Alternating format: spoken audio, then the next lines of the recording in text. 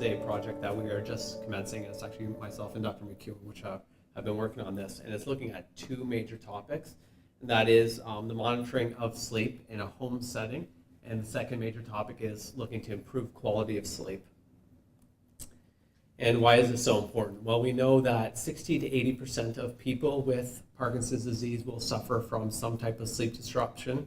About 30% of people will have insomnia. 60 to 70% of people will have difficulty with daytime fatigue or sleepiness. 50% can have REM behavior disorder, and obstructive sleep apnea and restless legs is also quite prevalent.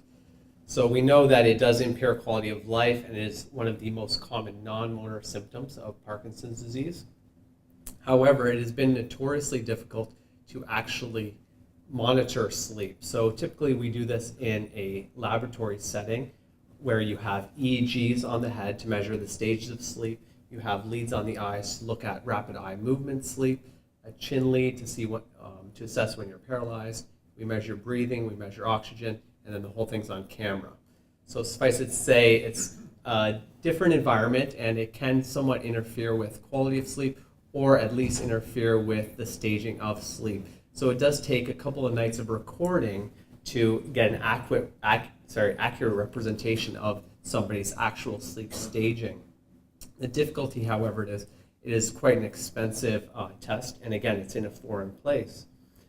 So we are focusing some of our energy on looking at home monitoring of sleep, as we feel that this will be beneficial moving forward in terms of interventions for improvement of sleep.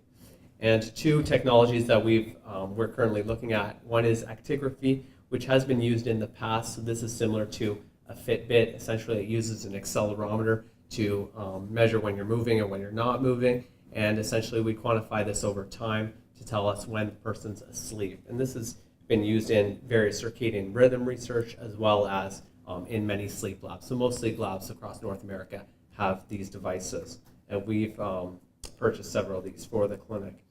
And the next more novel technology is looking at actual home monitoring of EEG frequencies to better stage sleep.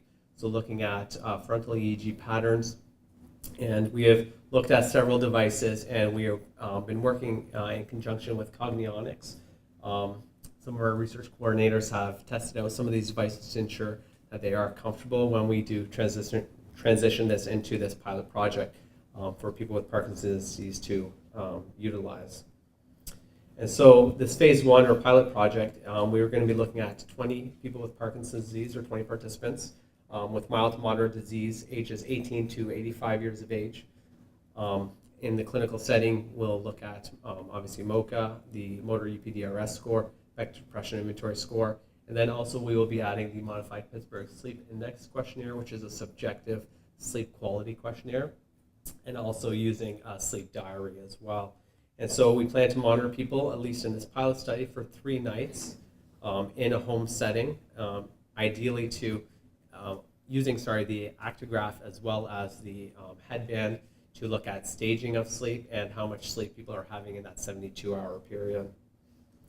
And all of this is so that we can implement phase 2 of the trial, which is actually having interventions and accurately measuring how these interventions are improving quality of sleep. So we know over the last several years, and we've discussed today, that there have been a lot of studies looking at implementing lifestyle modifications for improving or protecting against neurodegenerative disease. So exercise is a big factor. People have put far less emphasis on sleep, but I think that is one major area we should look into.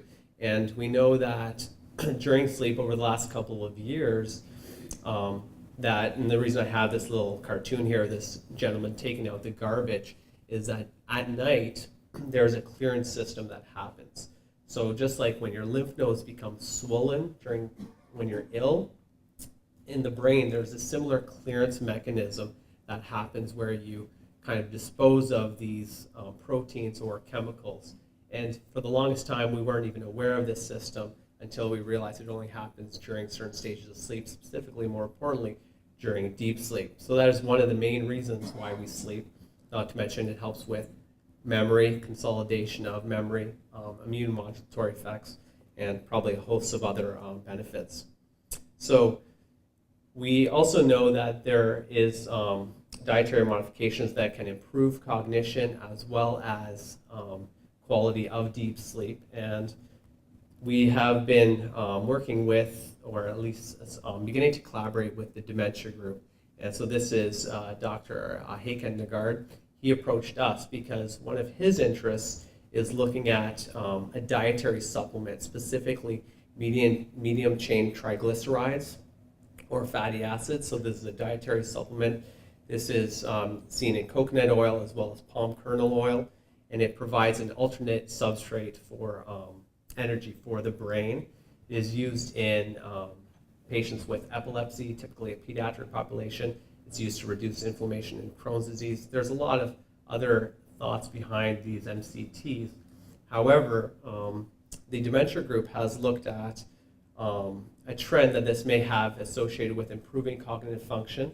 And so they are now in the process of a larger trial to assess dosing of this agent and whether it can improve cognitive functioning.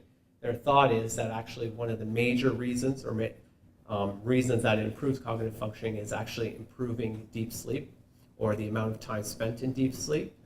And that's why they contacted us. So we will ideally be collaborating with them.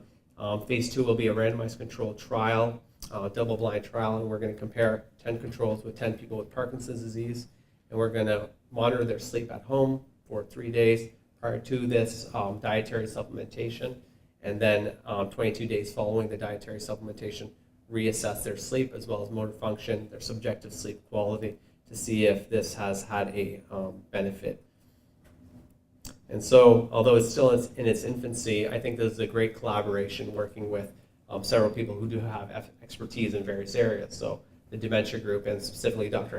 Haken Nagard, as well as his research coordinator, Brianne Kent. I'm working with Dr. McEwen, who obviously has an expertise in engineering and electrophysiology. And obviously I'd like to thank Christy as well. And my background in sleep, I think it's a nice collaboration to kind of put this together.